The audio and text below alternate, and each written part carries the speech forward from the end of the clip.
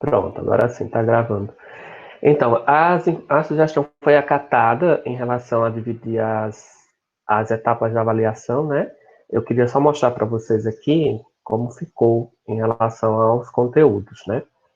A gente já está vendo aqui, a primeira etapa vai ser dia 29. Essa etapa do dia 29, o conteúdo específico para essa primeira etapa da primeira avaliação vai ser esse aqui, introdução à patologia, a parte do histórico e as áreas, né? Adaptações celulares e estímulos nocivos, que a gente termina hoje. Mecanismo de lesão celular, que a gente inicia hoje também. Então, são esses três conteúdos, tá? No dia 7 de maio, vai ser destinado à apresentação dos seminários, né? Que já estava no cronograma, né? Esses seminários, que não são mini seminários, são seminários.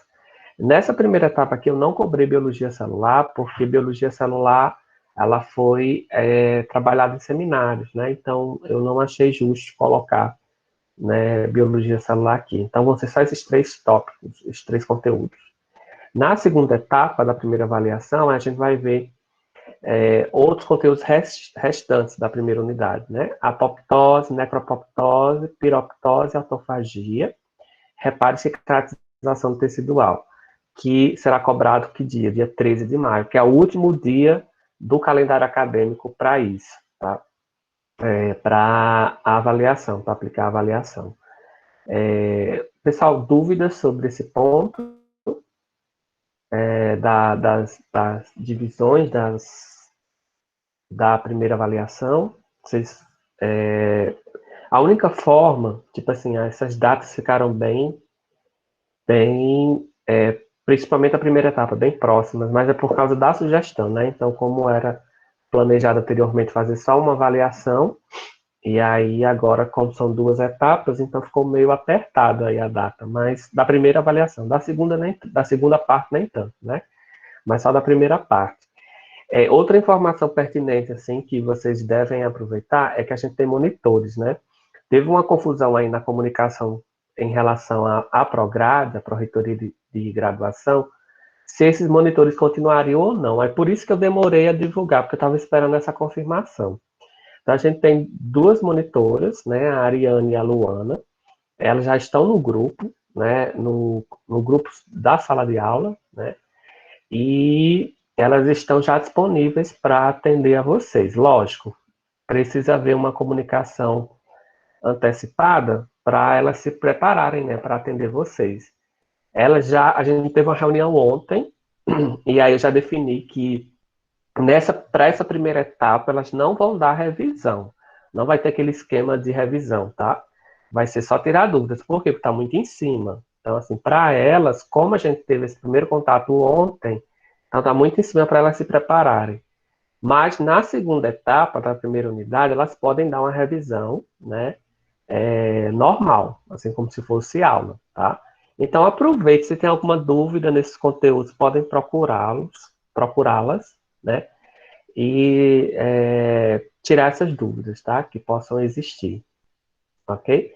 Mais dúvidas sobre essa proposta da avaliação? Alguma observação que não ficou clara? Deixa eu olhar aqui o chat. Ok. Então vamos começar a aula terminando uma partezinha sobre adaptações, né? E sobre estímulos nocivos. Espera aí, só voltar aqui.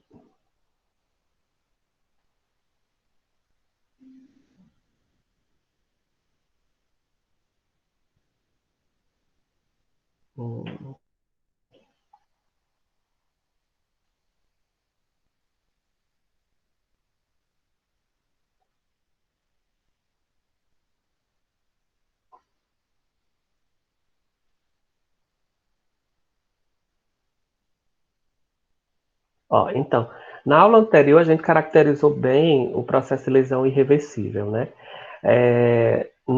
Nessa situação em que a gente vai ver o oposto, que seria a lesão reversível, é aquela fase transitória, de certa forma, em que a célula ainda pode reverter as características anteriores do seu quadro homeostático, ou seja, as características normais da célula, em que ela vai desempenhar a função e também não vai ter as suas alterações morfológicas pontuais. Na lesão reversível, né, na lesão celular reversível, o que é que a gente tem como característica principal? É que essa funcionalidade está muito baixa. Ela ainda é mantida, mas ela está muito baixa. E outra questão é que vão aparecer muitas características morfológicas diferentes de quando a célula está no seu estado normal, né? A gente tem algumas aqui, alguns pontos, alguns aspectos, né, que vão caracterizar a lesão ser do tipo reversível. A tumefação celular, como a gente já viu um pouco sobre na necrose, né, que acontece um pouco de tumefação celular, que nada mais é do que algumas alterações nos padrões daquelas bombas de transporte de íons, né? E acaba não tendo essa funcionalidade sendo exequível de forma correta, e acaba a célula acumulando esses íons que faz com que ou ela ganhe líquido, né, no processo de osmose, ou ela perca líquido. Ela é mais fácil, é mais característico que a célula ganhe líquido, né? E esse aspecto de ganhar líquido vai fazer com que o tecido em que aquelas células estão, ele fique mais enrijecido, né? Mais, na verdade, mais robusto, né?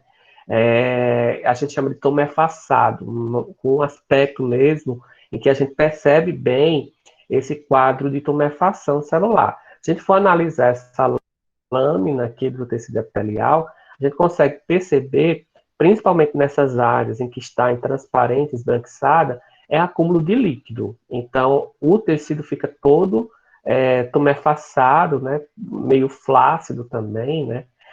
As bordas celulares, a borda da célula tem um aspecto também como se fosse de fragmentação lipídica, que também é uma característica do processo de tumefação celular. Outra questão, outro tipo de lesão reversível, a gente pode dizer assim, então a gente pode considerar a tumefação celular um tipo de lesão celular reversível, né, que na verdade é uma característica, como também o aspecto de armazenar alguns tipos de substâncias. Aí, quando a célula armazena gordura, a gente tem um tipo de lesão considerada reversível, que é a de degeneração gordurosa. O que é que vai acontecer? Vai haver uma manifestação muito intensa de vacúolos contendo gordura, que são os lipídios. Então, a célula começa a ter uma resposta, né, em relação ao estímulo de acumular substâncias, e quando ela acumula substâncias do tipo lipídica, né, aí a gente considera como degeneração gordurosa. Isso é muito comum no tecido hepático, como a gente viu naquele slide anterior da aula passada, em que há um estágio de progressão dessa lesão no fígado, em que o fígado vai ficar com aquele quadro de esteatose, né?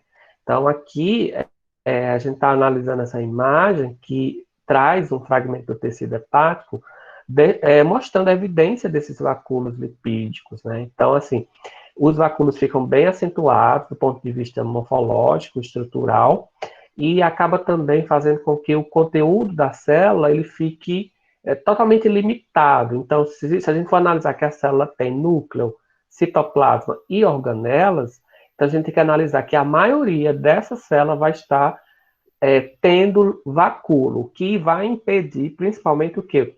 Processo de transcrição, processo de tradução.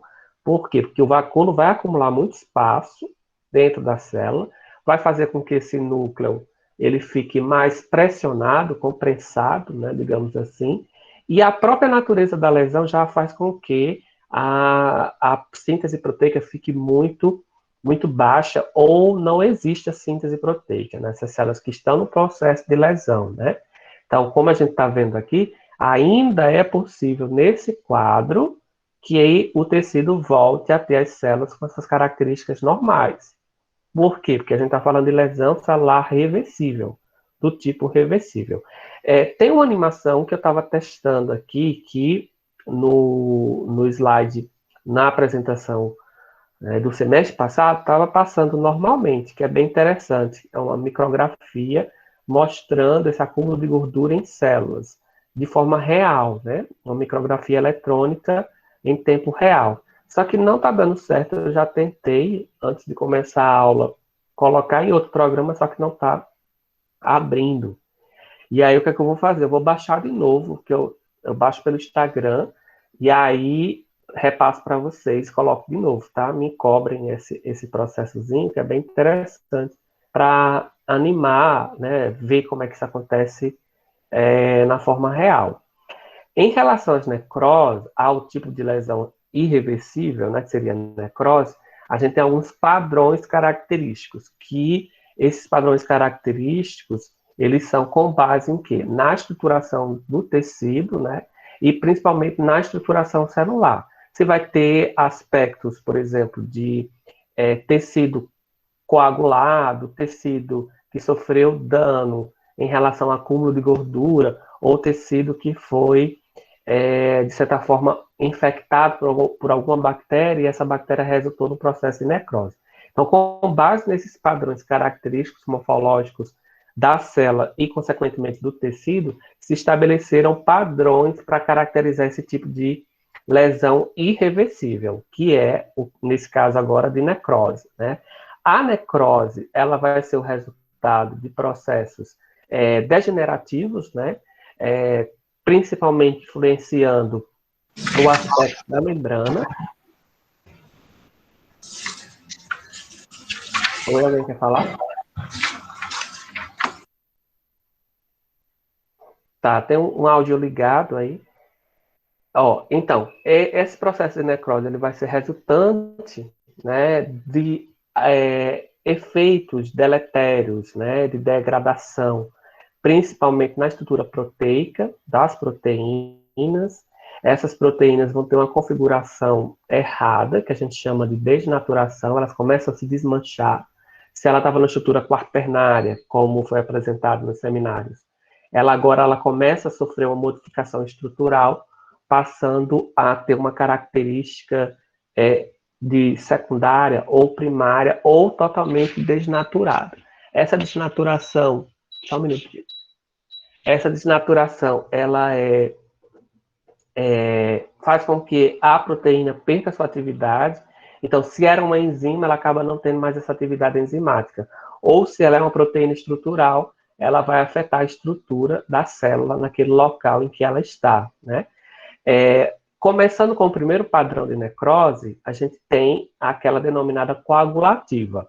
Então, para caracterizar, é só vocês imaginar, por exemplo, um ovo sendo frito, né? Então, quando o ovo, você tem uma forma ali líquida do ovo, e quando ele começa a ser frito, ele começa a ter um aspecto que mais tumefaçado e mais também esponjoso. Então, esse aspecto esponjoso nada mais é que um processo de desnaturação proteica em que o ovo, pegando as suas proteínas que o constituem, vão sofrer processo de desnaturação. Na necrose coagulativa, o aspecto é muito parecido. Por quê? Porque os tecidos eles vão estar numa configuração em que apresenta muito o aspecto de estar de uma alteração na sua arquitetura e, consequentemente, com um aspecto esponjoso. Se a gente for analisar essa imagem, a gente está vendo aqui uma imagem no rim, né, em que acontece esse processo de necrose, que é coagulativa. Morfologicamente, macroscopicamente, é observado como uma região amarelada. Esse tecido ele tem uma característica de estar com aspecto amarelado, tendo em vista que aconteceu o processo de necrose coagulativa.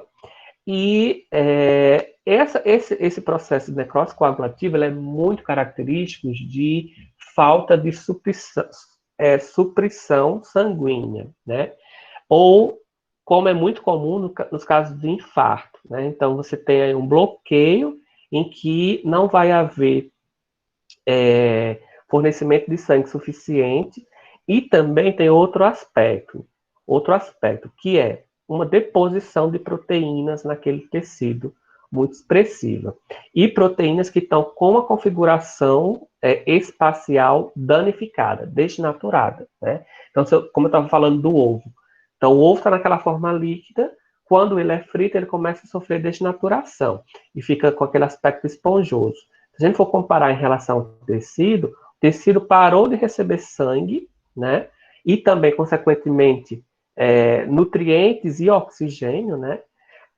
E também, além disso, o fornecimento, uma deposição em determinados órgãos de excesso de proteínas, né? Então, isso caracteriza o quê? O aspecto visual da necrose coagulativa. Essa outra imagem é também dos tecidos renal, mostrando as células. Se a gente for ver aqui mais ou menos, então, esse izinho aqui é resultado essa necrose foi resultado de um processo de infarto, onde não houve supressão, né, fornecimento, houve supressão sanguínea, não houve fornecimento de sangue, e aí a gente consegue ver os dois padrões. O N significa normal, né, células normais aqui, no rim, e células que sofreram necrose do tipo coagulativa. Então, vejam, que é totalmente diferente. O que é que a gente tem aqui? O tecido ele fica com aspecto esponjoso, né? Então, a gente consegue ver uma dimensão maior das células em consequência do processo de tumefação. Então, esse aspecto, né, visual tem uma possibilidade de a gente fazer uma identificação desses padrões de necrose. Isso é muito feito, né, na questão das biópsias, né, utilizando essa técnica de biópsia. Quem caracteriza bem é quem tem muita prática nessa área, né? Então, a necrose, os padrões de necrose, eles são alguns são bem distintos, outros são muito parecidos, né? Então, o que vai definir é justamente a prática, né, em que aquele especialista tem, como também o uso de alguns corantes que antigamente não se tinha, agora se tem, que pode fazer essa distinção, né? São corantes que são utilizados ou para diferenciar, que a gente chama corantes diferenciais, que podem ser utilizados, né? Outro padrão de necrose, que ela é muito recorrente na região do sistema nervoso central, Isso. a liquefativa. Oi, pode O que falar. seria essa proteólise aqui? Proteólise Isso. é a quebra das proteínas. As proteínas têm uma alteração na sua conformação estrutural. Elas são clivadas ou quebradas ou desnaturadas, né? Proteólise é quando você tem essa configuração alterada nos padrões das proteínas. Aí elas acabam não desempenhando a sua função, que é muito característico da coagulativa. Então, se a gente for analisar tudo na célula que tem proteína, que é formado por proteína, vai sofrer efeito de proteólise ou de destruição proteica, né? Mal configuração proteica. Então, resulta nesse aspecto, seria um processo mais de tumefação, principalmente na membrana, porque na membrana a gente tem dois efeitos aí da necrose. Primeiro, desequilíbrio osmótico, em consequência dos problemas das bombas, né? E também dos canais de transporte de íons. E o outro efeito é que, como a membrana tem proteínas, que são as proteínas canais, proteínas periféricas, elas também vão sofrer proteólise, né? Mudando a sua configuração. Aí fica nesse aspecto mais esponjoso, né? Esse aspecto visual esponjoso do tecido, né? A liquefativa, ela é mais resultante do acúmulo de líquido, né? Então, as células elas acabam fazendo com que haja, em consequência desse desequilíbrio osmótico, elas acabam também ganhando líquido. E, visualmente, a gente vê um tecido com seu aspecto mole, digamos assim, né? Ele fica com um aspecto viscoso, e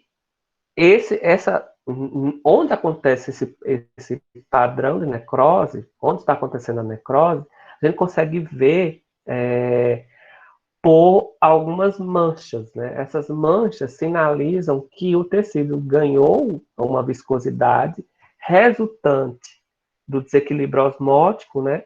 Uma viscosidade líquida, e a gente se tocar nesse tecido, se tocar nessa área, tem um aspecto gelatinoso, né? É o que caracteriza esse padrão, que seria a liquefativa. Ela é resultante também, por exemplo, da isquemia. Ela pode ser resultante da isquemia, tá? Aí, aqui nessa imagem, a gente está conseguindo ver uma região em que sofreu processo de necrose liquefativa no cérebro, né? E aí, pode ser reversível? Pode. Não, desculpa, não pode, né? Porque é necrose, não pode. Aqui já é uma área morta, né? É uma área que vai gerar dano a nível de indivíduo, né? Porque está afetando diretamente a região cerebral do sistema nervoso central, tá? Outro padrão que é muito comum, que não é caracterizado, não é um tipo de necrose. Professor, Mas o que acontece? Oi. a isquemia não seria na coagulativa, não? Oi? Também, é porque assim, o que acontece? Esses padrões de necrose, o que é que você tem que lembrar primeiro? Que necrose vai ser uma lesão irreversível provocada por alterações no transporte de substâncias e alteração na membrana. Então você tem que lembrar isso. Aí, com base nesses mecanismos iniciais, aí você vai classificando, categorizando. Então, a inicial, a coagulativa, ela pode ser, o que é que ela vai ter como característica em relação a esse padrão, né? Vai ter uma alteração, principalmente nas estruturas proteicas, né? Fazendo com que o tecido fique mais esponjoso. Pode ser em consequência de quê? Isquemia, pode ser em consequência também do acúmulo de proteínas em que aquele órgão, naquele órgão, sobre aquele órgão, né? A isquemia vai resultar não só nesse padrão, pode resultar também em outros padrões de necrose, né? Então, assim, a gente tem causas diretas, né, que geram a necrose. Aí ela vai se manifestar de diferentes formas, de acordo com o quê? Com as suas características, tanto visuais como os efeitos a nível de célula.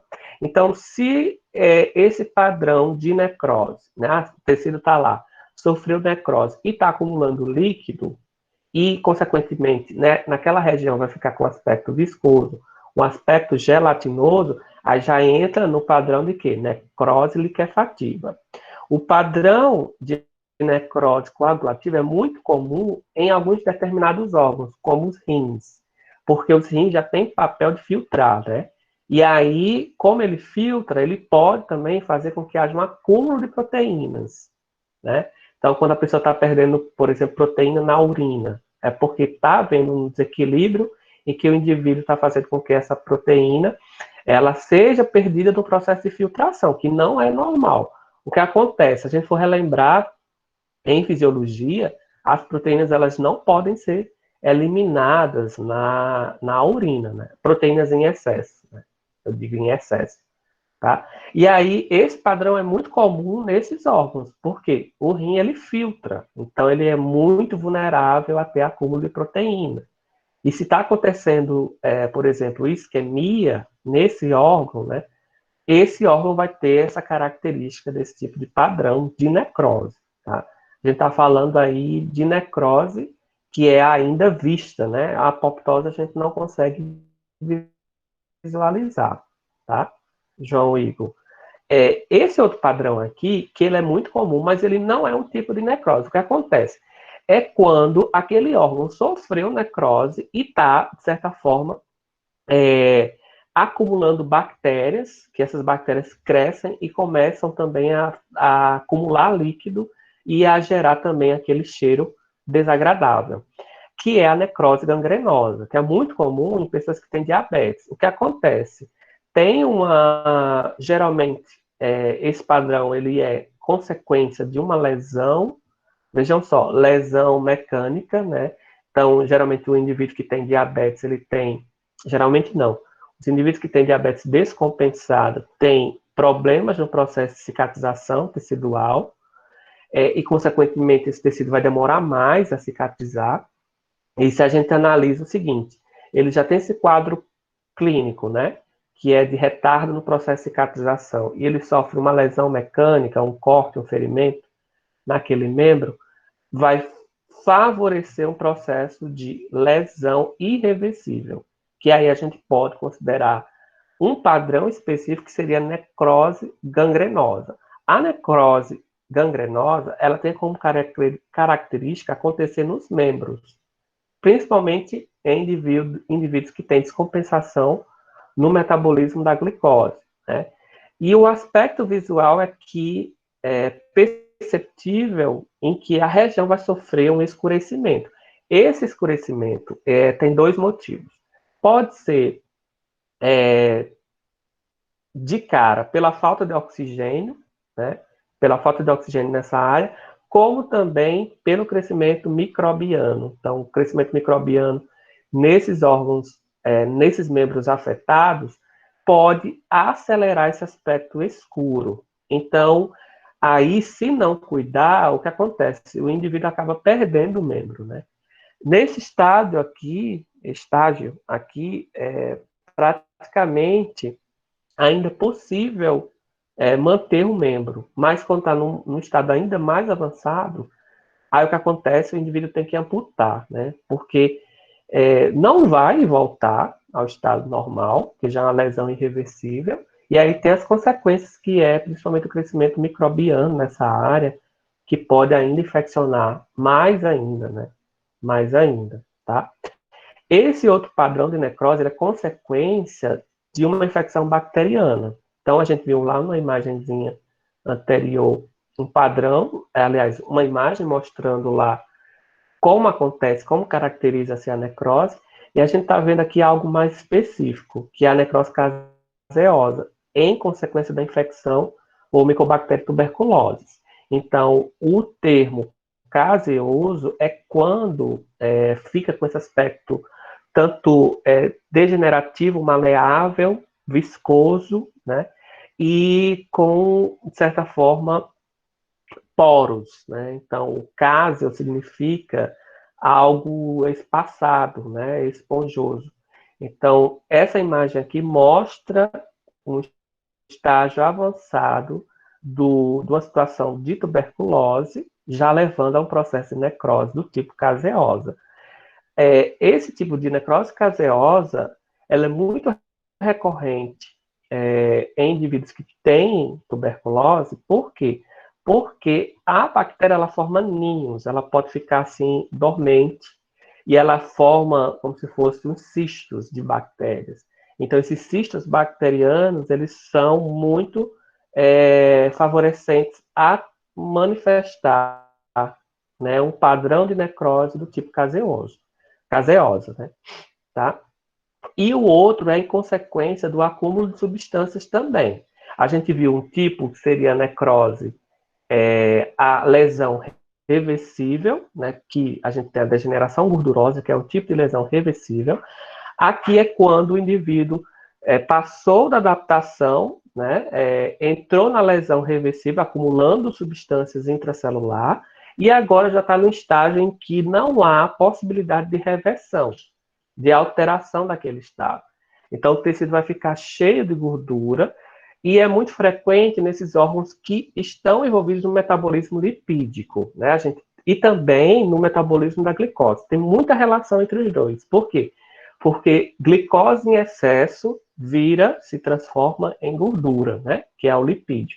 Então, órgãos que estão envolvidos com o metabolismo da glicose, como o fígado, como o pâncreas, e também aqueles que estão relacionados ao metabolismo dos lipídios, como, por exemplo, as vesículas, né? Também podem sofrer esse processo de necrose. Por quê? Porque são órgãos que já têm tendência não é que tem tendência, já estão envolvidos no metabolismo de gorduras, né? E, em consequência, eles podem acumular essa substância gerada por um processo de lesão, tá? E aí, o que faz com que haja esses acúmulos aqui? O tecido ele começa a extravasar, principalmente lipases, que são enzimas envolvidas em degradar lipídios. Então, essas lipases elas estão atuando, degradando e, ao mesmo tempo, acumulando lipídios nessa região. Na imagem, a gente está vendo um tecido em que toda essa estrutura aqui é acúmulo de gordura, né? E deixa o tecido totalmente rico em gordura, com aspecto mais amarelado a esbranquiçado, que nada mais é do que acúmulo de gordura. O outro padrão, que é muito recorrente em vasos sanguíneos, é em decorrência de uma reação da resposta imunológica, que é a necrose fibrinoide. Se a gente for analisar que essa artéria, ela é muito recorrente em doenças autoimunes. Então, o indivíduo tem doenças autoimunes, eles estão com mais predisposição a ter esse tipo de necrose, que ela se apresenta nos vasos, né? O que é que acontece? A gente está vendo aqui a artéria normal, com esse aspecto, com esse calibre, e a gente está vendo aqui a artéria que sofreu esse tipo de necrose. Praticamente o calibre dela se reduz, né? Que o que é calibre? Aquela dimensão, aquele raio, né? E com o resultado desse padrão, né, de necrose, da presença da necrose, existe praticamente uma inibição, né, um bloqueio nesse calibre e, consequentemente, também a emissão de substâncias inflamatórias. A gente viu que na imunologia a gente está vendo, né, que qualquer invasão microbiana vai estimular as células de defesa a produzirem substâncias que vão atrair mais células de defesa, que geram inflamação. Nessa situação, o que acontece? Já tem uma briga aí entre o que é próprio, né? Então, o organismo está vendo aquilo que é próprio como algo estranho, e já está liberando e emitindo quantidades excessivas de células de defesa para atacar as próprias células. Então, são essas células de defesa que estão liberando substâncias inflamatórias e induzindo a inflamação depois do processo de necrose, né? Então, uma característica desse padrão aqui é ter o quê? Inflamação, porque a gente viu que a necrose, ela gera inflamação, né? Que é diferente da apoptose. É um dos pontos diferentes da apoptose, tá? Tem uma dinâmica que eu fazia com os meninos presencialmente, né? Que é identificar esses padrões, tá? Eu vou só abrir a porta aqui para o meu cachorro sair. Eu vou deixar essa primeira lâmina para vocês darem uma olhada e tentar, pelo menos, distinguir para a gente começar o outro conteúdo, que é mecanismos, tá? Então, vamos dando uma olhada enquanto eu abro aqui a porta, tá certo?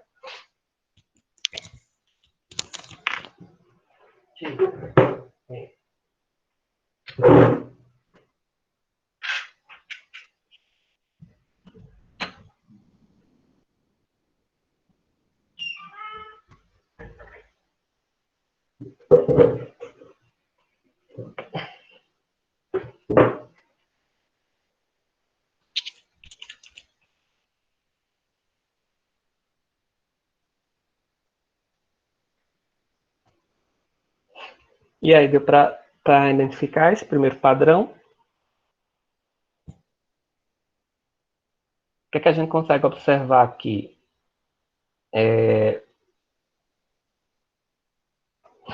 Em termos visuais, o que vocês conseguem perceber? E eu sei que foi rápido, né? A nossa descrição desses padrões, mas o que vocês conseguem perceber? O que é a prevalência aí nessa lâmina?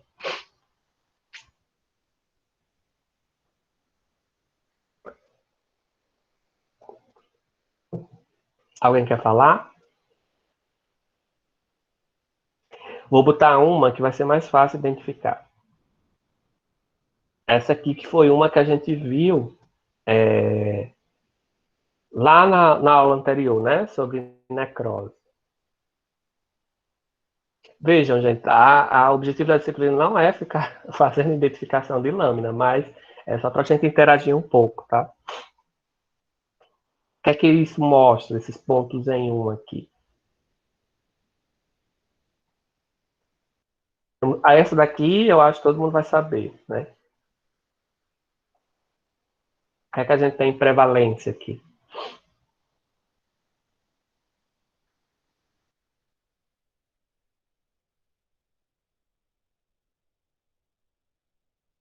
Ninguém quer chutar. Vamos botar nessa daqui que eu acho que é mais fácil. Essa, a 4 e a 5. Ninguém quer falar? Tentar arriscar. Essa também é muito fácil, né? Já está dizendo aqui, ó, que a gente tem a prevalência de uma colônia bacteriana e essa colônia bacteriana modifica totalmente o tecido, né? Deixando o tecido alterado aqui. A gente viu que essa seria qual? A caseosa, né? Que vai formar, em decorrência dessa infecção bacteriana, os cáseos, que são essas áreas mais esponjosas, né? E que vai ter o aspecto esbranquiçado, tá? É mais uma forma só para a gente rever, não é o objetivo da disciplina fazer a identificação de lâminas, né? Mas só para vocês terem uma percepção. Aqui no final tem o gabarito, né? Mostrando os tipos de lâminas, que eu fazia isso em sala de aula, para poder distrair um pouco e também fixar um pouquinho o conteúdo, tá? A gente vai passar para o outro conteúdo, que é mecanismos, tá? Vou só fechar aqui. E a gente vai começar mecanismos.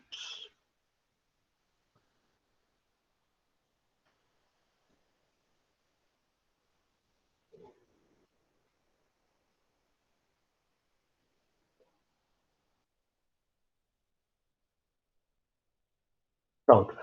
Esse conteúdo, gente, ele tem 2 em 1, tá? Esse slide está mostrando 2 em 1. Mecanismos de lesão celular e apoptose. A apoptose vai ficar para a segunda etapa da primeira avaliação. Hoje a gente só vai falar um pouco sobre mecanismos de lesão celular, que são são fenômenos bioquímicos moleculares que vão fazer com que haja desencadear todo um processo afetando a integridade da célula. Então, são respostas bioquímicas, né, em consequência da pressão do estímulo. A gente tem que sempre lembrar que para ser desencadeado um tipo de mecanismo que vai provocar lesão, sempre tem que existir um estímulo que está uma frequência alta, né, e uma intensidade também alta. Ó, que vai depender aqui justamente do tipo de agressão, né, em que está acontecendo, quais são essas agressões, a frequência delas e a intensidade delas. Então, se aquela velha história, se acontece um estímulo nocivo pontual e depois desaparece, a célula vai se adaptar e depois ela volta ao estado normal. Ou se esse estímulo permanecer com a frequência maior, aí o que vai acontecer? Essa célula vai pegar outra via, que seria de ir para uma lesão reversível. Se esse estímulo persistir, aí ela vai para uma linha de lesão celular irreversível. O que é que vai fazer com que a célula ela defina esses caminhos? É a estrutura genética dela, ou seja, o conjunto de genes polimórficos que vão fazer, que vão dar a capacidade dessa célula se diferenciar. Mas principalmente essa diferenciação ela vai se dar com base no início de mecanismos, né? No estopim de mecanismos. Então existe todo um leque de mecanismos que vão ser orquestrados de forma muito específica para poder fazer com que aquela célula entre numa via de lesão, né? De lesão celular. Esses mecanismos, eles são diferenciados. Então, eu vou falar, por exemplo, mecanismos relacionados à produção de radicais livres, vou falar também sobre mecanismos de desnaturação proteica, de formas separadas, mas na maioria das vezes eles estão agindo tudo ao mesmo tempo, né? E aí, de forma didática, a gente separa esses processos. A separação desses processos é para ficar mais claro como esses mecanismos podem acontecer e, principalmente, como caracterizar cada um. Olha, a gente está vendo aqui nessa imagem os principais mecanismos que levam ao processo de lesão celular, tá? Eu vou descrever cada um de forma detalhada, mas o que vocês precisam saber? Que existem basicamente 4, que são os principais, né? Primeiro, aqueles mecanismos que vão acontecer a nível de organela celular, que seria especificamente a nível de mitocôndria, né? Qual a função da mitocôndria? Produzir energia na forma de ATP, né? Então, ela está relacionada com o metabolismo energético, né? E que também vai ter envolvimento direto do oxigênio, né? Porque o oxigênio ele vai servir para receber esses elétrons lá no final, depois da produção da ATP, né? De forma bem resumida, seria isso. Então, danos na mitocôndria vão ativar mecanismos específicos na mitocôndria envolvido com o metabolismo tanto energético como o metabolismo do oxigênio, a respiração, né? Então, esses 2 tipos de mecanismos, eles estão em consequência, são ativados em consequência do processo de dano a nível de mitocôndria, tá? Outro mecanismo está relacionado à bomba de cálcio, ao metabolismo não, ao transporte de cálcio, né? Que vai favorecer e ativar determinados tipos de mecanismos que eu também vou especificar em detalhes, né? O outro seria muito relacionado, né, está muito relacionado à necrose, né? Como a célula tem aqueles padrões de necrose no tecido, pode ter aqueles padrões de necrose no tecido. O que vai fazer, o que vai determinar, principalmente, que a célula entre em necrose, que é o tipo de lesão irreversível, né? São danos a nível de membrana, né? Esses danos a nível de membrana, eles podem ser diretamente por alteração na constituição lipídica, né? Ou também a gente pode ter danos na membrana em consequência da alteração de proteínas, que é outro mecanismo que também pode levar, além da necrose, é muito característico da apoptose, né? Modificações estruturais nas proteínas, tá? Então, todos esses 4 mecanismos aqui, eles têm vias, né? Tem várias vias, e essas vias, elas se interligam. Então, eu vou ter vias específicas causadas pelo dano mitocondrial, em que essas vias elas vão poder estar relacionadas, tanto em relação ao ATP como em relação ao oxigênio, como também pode existir danos na célula provocados por esses estímulos nocivos, que vão fazer com que na mesma célula possa acontecer tudo isso, né? Todos esses mecanismos de lesão celular. O que é que vai fazer, o que é que vai direcionar está presente um mecanismo ou todos os mecanismos, né? É justamente a duração desse estímulo, né? A frequência e também as características genéticas da célula, tá? Por quê? Porque, às vezes, determinada célula em determinado tecido é mais propícia a sofrer, por exemplo, só dano a nível de mitocôndria, né? Mais suscetível a ter mecanismos desencadeados por isso. Sempre a gente tem que somar o tipo de estímulo nocivo com as características genéticas da célula. Então, se a gente for colocar na prática, radiação UV, que é a radiação, principalmente na radiação solar, né, que está presente na radiação solar. Essas ondas, elas têm um efeito que é penetrar muito facilmente a célula. Quando ela penetra facilmente a célula, ela vai ter um efeito sobre a membrana, mas principalmente sobre o material genético. Então, ela atravessa muito bem a membrana e chega até o material genético, né? Onde tem material genético? Tem material genético na mitocôndria e no núcleo. Então, essas duas localizações, né, tanto o núcleo como a mitocôndria, vão sofrer mais facilmente efeito dessa radiação. Agora vamos falar o seguinte: se é um tecido, comparar o tipo de célula, se é uma célula epitelial e se é uma célula do trato gastrointestinal, qual das duas vai ser mais vulnerável? aquela que está em contato mais direto, que seria a célula epitelial, né, da pele. E também por estar na superfície. Aí outro ponto que a gente tem que analisar, as características genéticas. Então, eu estou vendo que existe um tipo mais específico, que seria as células epiteliais. Agora eu vou ter que analisar nesse tecido, naquele conjunto de células epiteliais, as mais vulneráveis à radiação UV. Achei que as mais vulneráveis estão, por exemplo, nos membros, tanto nas mãos como nas pernas e também na região do dorso aqui. Então, essas são as mais vulneráveis, que estão mais expostas. Aí agora vamos analisar como cada célula de cada área vai reagir. Né? Será que elas vão reagir da mesma forma ou não? Não. Então, vão ter padrões diferentes. Por quê? Porque vão ser desencadeados mecanismos de respostas diferentes que vão levar a esse processo de lesão. Então, a gente vai caracterizar cada tipo de mecanismo desse, para que vocês possam entender especificamente como acontece cada um, tá? Vamos começar pelo primeiro, que seria a redução na quantidade de ATP. Então, a gente vai começar a falar sobre esse primeiro dano, que seria em relação ao estímulo nocivo provocando dano à célula, em específico na mitocôndria, porque é a organela que está responsável por essa parte de síntese de molécula energética, que é o ATP. O que é que vai provocar essa redução na quantidade de ATP? Quais são os mecanismos que geram redução de ATP a nível de tecido? Primeiro é a falta de sangue.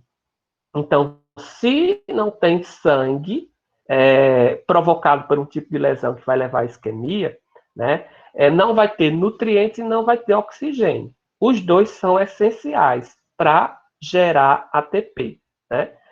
Outra situação que pode provocar depressão de ATP são substâncias químicas que vão afetar principalmente a ATPase, que é aquela proteína que tem a função de gerar ATP, né? Juntar ADP com o grupo fosfato, sintetizando o ATP. Então, tem algumas substâncias químicas que bloqueiam a ATPase, né? Interferem na sua atividade. Quais substâncias químicas estão envolvidas nesse processo? Principalmente aquelas substâncias químicas do cigarro, né? Então, conjunto de substâncias químicas que podem afetar diretamente essa proteína, a ATPase. E também levar a vários outros quadros clínicos, né, que são consequência da atividade tóxica dessas substâncias, tá? Quando eu falo em produção de ATP, eu tenho que analisar as duas formas em que ele é gerado. Então, são mecanismos que vão atrapalhar essa geração de ATP. Como é que o ATP é gerado?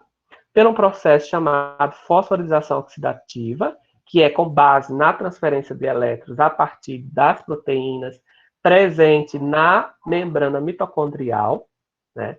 E aí há aquele processo de transferência de elétrons, consequentemente fazendo com que haja geração de ATP, como também o ATP é gerado diretamente pela quebra da glicose na reação no mecanismo denominado glicólise, que é a quebra de ATP.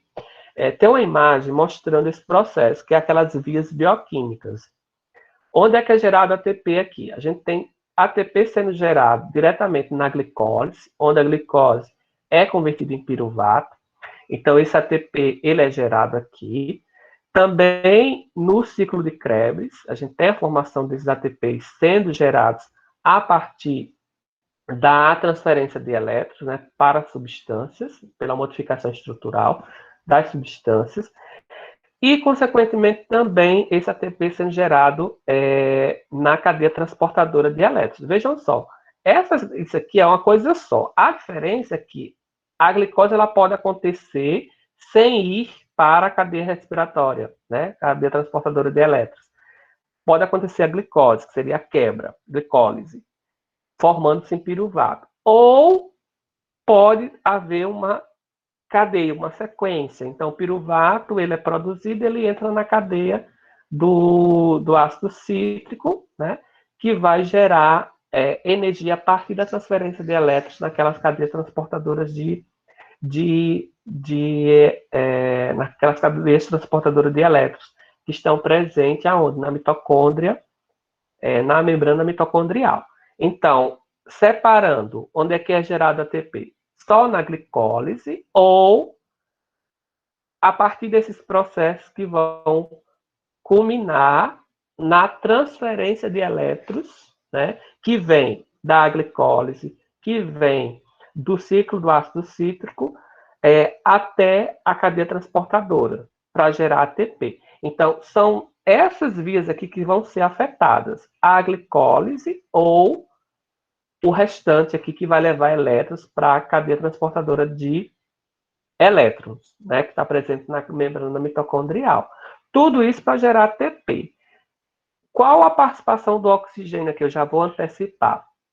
O oxigênio está presente aqui, ó, para receber esses elétrons, né? Então, o oxigênio está lá no final da cadeia, recebendo os elétrons para ser convertido em água, né? Então, é a importância do oxigênio. Então, quando se tem qualquer bloqueio nessa forma aqui, não vai afetar diretamente o rendimento na quantidade de ATP. Se afeta o quantitativo de ATP, a célula não vai conseguir sobreviver, porque não vai ter energia suficiente. A gente tem outras vias metabólicas de geração de ATP. A glicólise, tá? Essa glicólise, ela vai entrar numa via anaeróbica, que vai fazer com que haja produção de lactato, né, no caso dos nossos músculos, que é uma via alternativa de produção de energia sem oxigênio. Essa via em que é produzido o lactato, né, dando destaque aqui a ela, ó, é quando o piruvato ele vai fazer com que haja uma redução do NADH, né, para se converter em lactato, mantendo essa energia ainda nessa molécula. A gente não consegue fazer essa outra via, que é produzir álcool, né? Seria outra via da glicólise de forma anaeróbica. Então, eu posso ter produção de ATP nessa via com a presença do oxigênio, mas a glicose também ela pode acontecer de forma anaeróbica, produzindo lactato. Todas as duas vias produzem ATP. Então, quando é afetado a depressão, a produção da ATP, a gente vai ter um quadro de redução nesse quantitativo de ATP. O que é que gera essa redução de ATP? Isquemia, que vai gerar ausência de distribuição de oxigênio e, consequentemente, de nutrientes também. Então, reduz. Se eu não tenho oxigênio, o oxigênio não vai ser possível de receber esses elétrons aqui, no final da via, né? E aí já vai ter problemas. Ou se eu não tenho nutrientes, não vai ter fornecimento de glicose, consequentemente, a via não vai acontecer, não vai acontecer produção de ATP. Essa é uma das primeiras causas para a redução na quantidade de ATP. Danos diretos na mitocôndria, se a mitocôndria tiver poros, esses elétrons, eu não sei se vocês lembram, mas eles ficam na interseção das camadas, né? Prótons ali. Então, esses prótons, eles devem passar pela ATP sintase para gerar ATP. Então, se há poros, esses prótons, eles são perdidos. E aí, consequentemente, não há geração de ATP. E o uso de algumas substâncias que afetam diretamente esse metabolismo, principalmente a ATPase, como eu falei anteriormente. Vejam, aí a gente entra nesses mecanismos. Então, com base na redução no quantitativo de ATP, a gente tem outras vias aqui, que essas vias elas vão ser essenciais para a gente compreender o processo. Tá? Eu acho melhor a gente dar uma parada por aqui, porque aí a gente vê com calma amanhã tudo direitinho. Eu dividi cada etapa dessa. Então, a gente vai ver essa via primeiro, depois essa outra via, depois essa outra via, tá? Tudo dividido. Então, amanhã a gente começa isso aqui e termina todos os mecanismos, tá bom? Pode ser? O que é que vocês acham? Eita, gente, vocês estão tão quietos hoje. Pode sim, Berg, fica melhor. Tá bom. E aí eu acho melhor porque não vai... Professor, deixando vocês muito, muito cansados, muito cheio de informações, né? Oi, João Igor. Eu acho que é melhor ser estudado pelos slides, porque não bate, não, o que o senhor fala com os capítulos, não. Algumas coisas não batem. Como assim? O que está no capítulo com o que o senhor está dando na aula. Sério? Deixa eu só ver aqui. Tem uma questão, essa questão aí do ATP, tá todo... No livro tá Ah, meio sim. bagunçado, então, porque tá de forma... Isso. Não tá coerente, assim, não tá indo Olha, certo. você tem razão. O que acontece, né? É porque assim, o livro ele só cita, ele vai citando. E aí eu juntei todas essas informações e fiz o slide, né? Então, assim, o slide eu forneço para vocês, né? Para vocês já irem se orientando também, né? Do que estudar, do que não estudar e quais pontos estudar, tá? Para vocês darem uma olhada. Eu já forneci, não já para vocês o slide?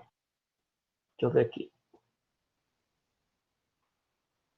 Já, ó, já está aqui no Classroom. Então acompanhe, tanto pelo slide como pelo livro, tá? É porque o livro realmente ele só cita alguns pontos, assim, tá? Dúvidas a mais? Deixa eu olhar aqui Marcelino, o chat. Oi. em relação para a gente estudar para a prova, é melhor estudar pelo livro ou pelos seus slides? Olha, porque assim, geralmente tem algumas coisas que não tem no slide, porque como o slide é mais, lógico, né, para dar a aula, às vezes eu coloco só imagens, né? Não tem texto. E aí você pega essa complementação no livro, tá, Vitória? Pega no livro essa complementação, tá certo? Então acho que os dois, assim, vocês vão pontuando, né? Certo, Pelo menos eu, obrigada. quando estudo, assim, eu não consigo pelo slide só. Para mim fica faltando informação. Logo porque o slide é mais em forma ilustrativa, né? De você ver os processos, mas falta o texto para se situar. Deixa eu ver aqui o chat. Ah, tá. Mais dúvidas, gente? Então amanhã a gente começa o mecanismo e termina. Então são várias vias, tá? Que a gente vai ver. Ok? Então a gente começa amanhã às 9, né? Que aí a gente tem aula de imunologia depois. Tá bom? Então até amanhã. Tá certo?